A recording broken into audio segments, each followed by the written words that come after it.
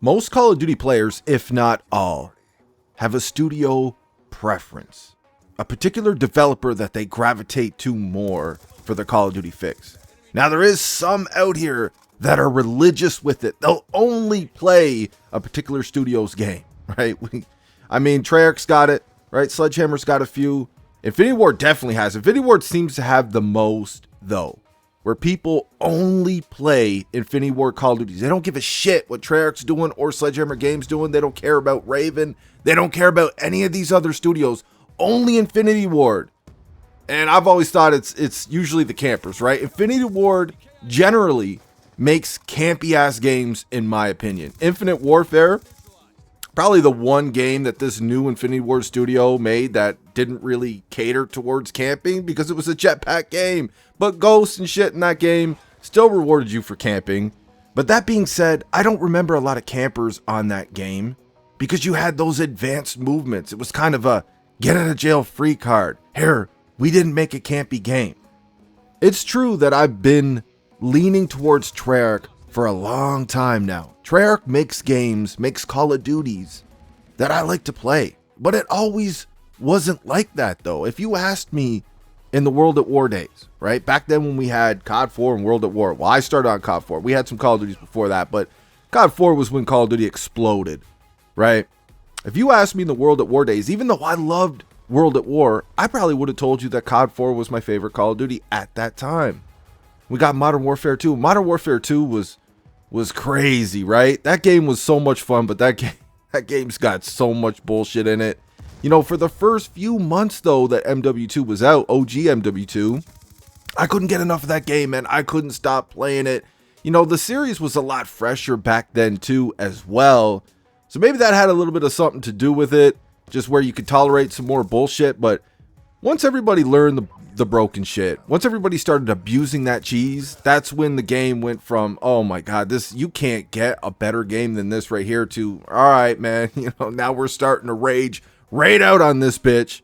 You know, it's people just started to, they didn't want to play the game serious anymore. They didn't want to play it like, you know, COD 4 played, like how World at War played, a lot of gun on gun. They just wanted to blow motherfuckers up. That's it. Right? They only went into lobbies to blow people up trying to get their streaks. Harriers, Pavlos, whatever it is, AC-130s, you know, Danger Close, One-Man Army, Noob Tubes, or Scavenger.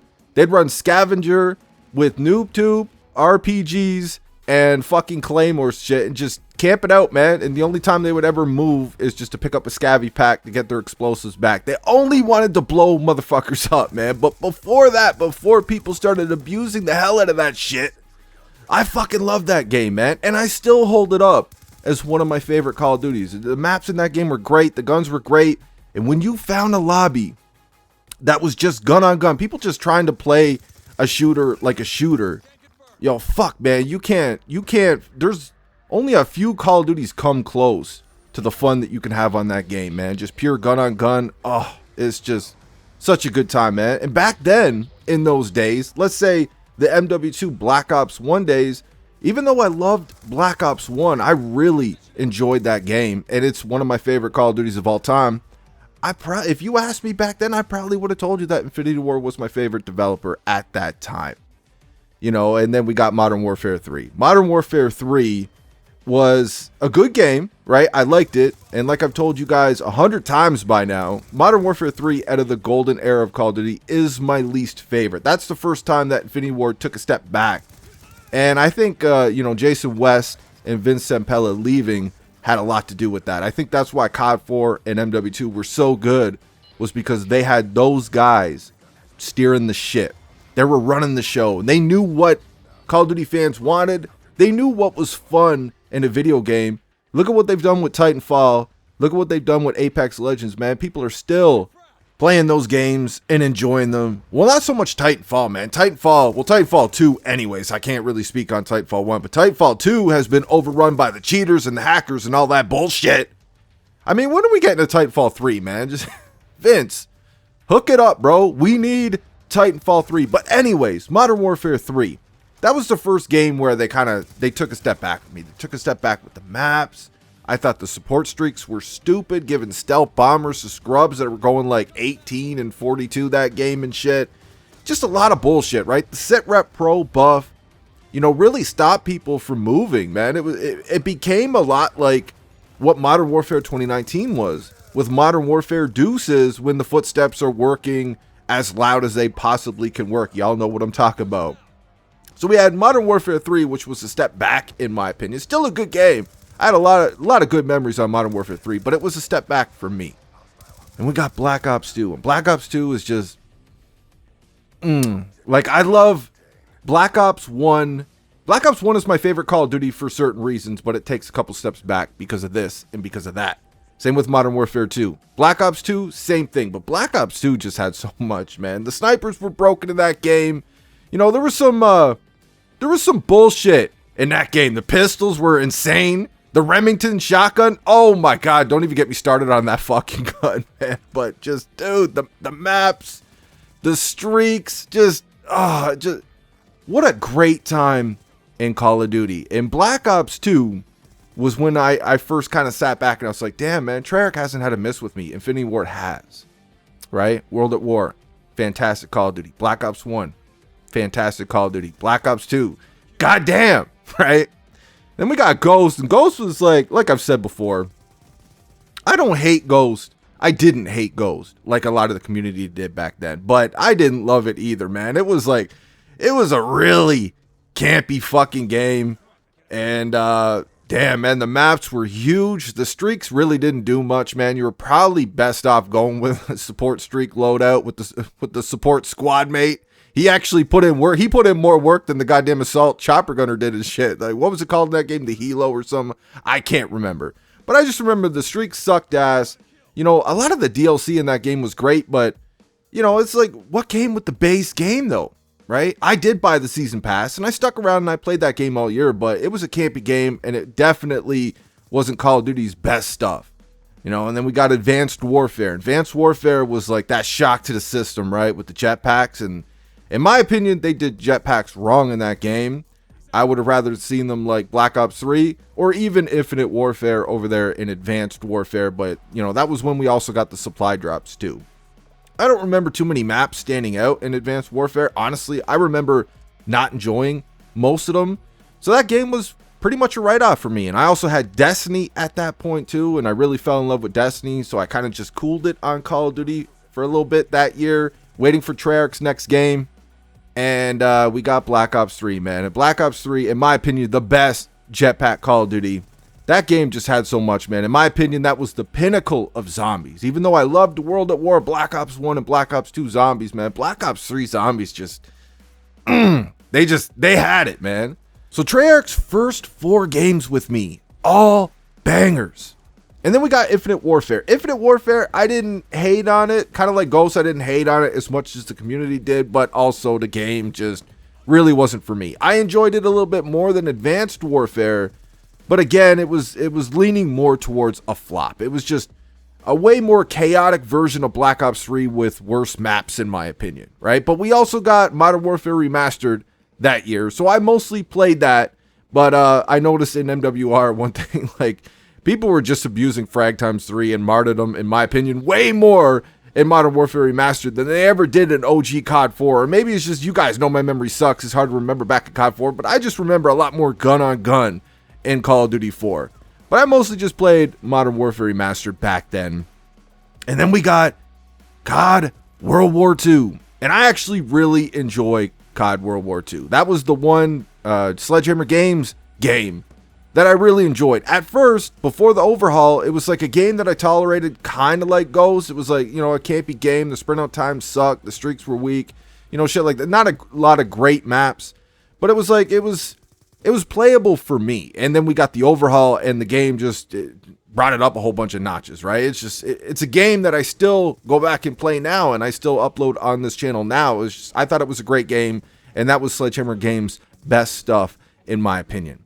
And then we got Black Ops 4. Black Ops 4 was Treyarch's first miss with me.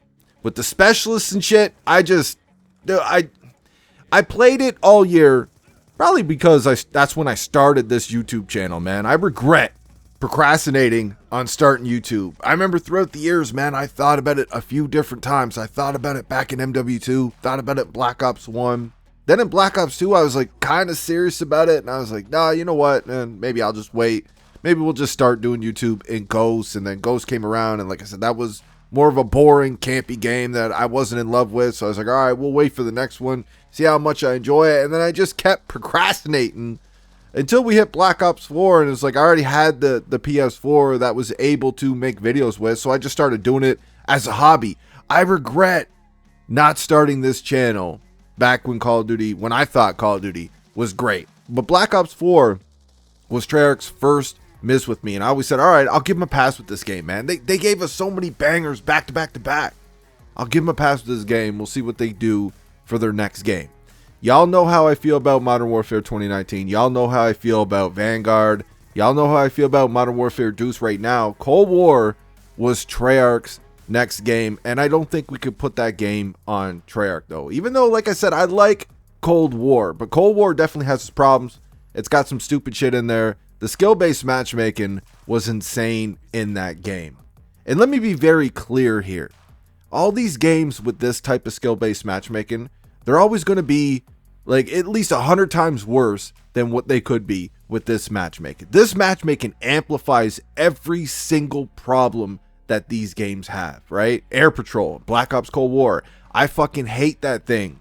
But when you're in skill-based matchmaking lobbies, man, everybody you're up against is going to be running it because they're not trying to get beast on by streaks. So they're going to slap that bitch on for every single game. Whereas if you were playing some weaker players that weren't really worried about it too much, they might not choose to run it, right? Like, skill-based matchmaking is destroying this franchise. And as long as Activision is head of the ship, which I really hope Xbox takes over and hopefully they listen to the community. But as long as Activision is here running this show, Call of Duty is always going to be a shell of its former self. It's always going to hit a fraction of that potential that it could hit. That these developers want to do with the game, and Activision just won't let them. Activision tells them, like, look, this is what you're doing. This is what we want. This is what you need to do. So the developers have to do it. You know, I think at this point, Sledgehammer Games, even though I probably won't enjoy it, Sledgehammer Games would rather make Advanced Warfare 2 instead of these World War II games. Just let them make that, man, so they put some heart and soul into it, right? It's something that they actually want to make. They have motivation to make. Just let them make that. And I guarantee the people that liked Advanced Warfare 1 will probably love that game. And maybe even some people that didn't enjoy it might like that game because now they know a little bit more about creating Call of Duty games. They'll take that knowledge that they have from World War II overhaul and shit and put it into Advanced Warfare 2. And who knows, we might actually get a good game. But Activision's not letting these developers do what they want to do. I think probably the only studio that's getting to work on what they want to work on is Infinity Ward. So Infinity Ward, you know what I mean? That's why the guns are so addicting to use and shit. I would rather shoot a gun in an Infinity Ward game, but I would rather play a Treyarch game. So with all that said, with Activision still here for now, hopefully Xbox, this goes through and they take over, I think Treyarch is going to give us their masterpiece in 2024. They're going to have an extra whole year to work on this game. Like I said, we can't put Cold War on them, man. They had to pick up the pieces of that game with next to no time left developing it, picking up the scraps from Sledgehammer Games and Raven and whoever else was there working on Cold War. They had to put that game together in so little time. I'm actually surprised and impressed they were able to do what they were able to do with that game. Activision's whack skill-based matchmaking definitely held that game back, and a lot of other stupid decisions because of Activision.